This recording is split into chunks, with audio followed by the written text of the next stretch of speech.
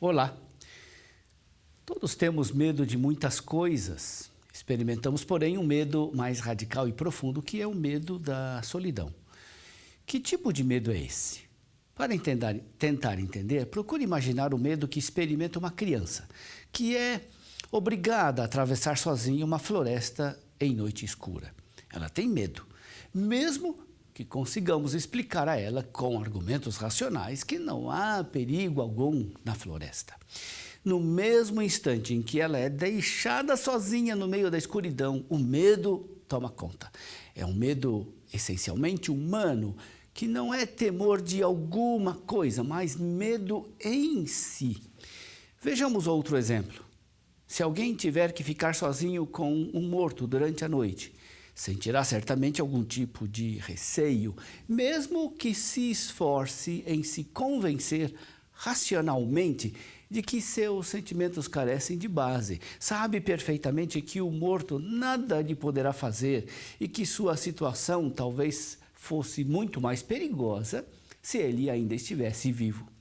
O medo que ele sente não é medo de alguma coisa, mas da lúgubre solidão em si, da fragilidade da existência, frente a frente com a solidão da morte.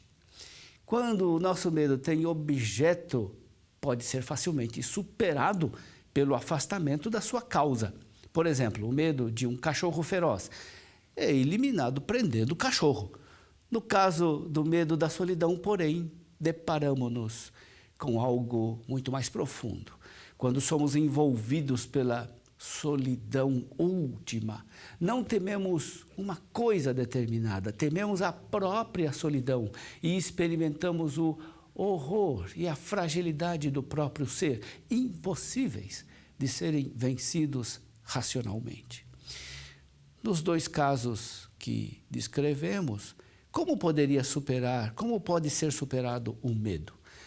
A criança perderá o medo no momento em que sua mão sentir o aconchego de outra mão amiga, em que soar outra voz falando com ela, ou seja, no instante em que experimentar a presença de uma pessoa bondosa. O que se encontra sós com um defunto também sentirá desaparecer o receio, se houver alguém em sua companhia e sentir a proximidade de um tu. A superação do medo revela, ao mesmo tempo, qual é a natureza do medo da solidão. É o temor de um ser que somente pode viver com os outros.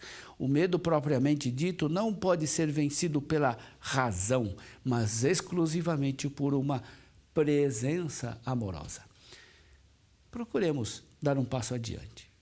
Há uma solidão onde palavra humana alguma consegue penetrar. Existe uma solidão que nenhum tu consegue alcançar. Estamos aqui diante da experiência da solidão total, daquilo que a fé denomina inferno.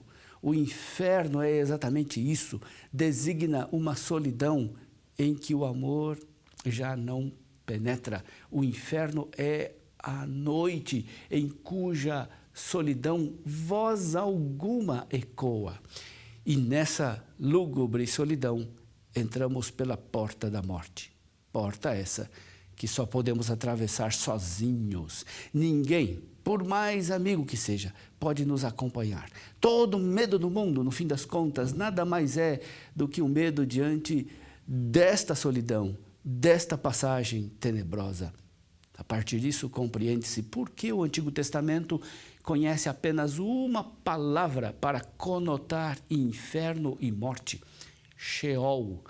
Com efeito, para o Antigo Testamento, inferno e morte são realidades idênticas. A morte é a solidão pura e simples, e a solidão a qual não pode chegar o amor é o inferno.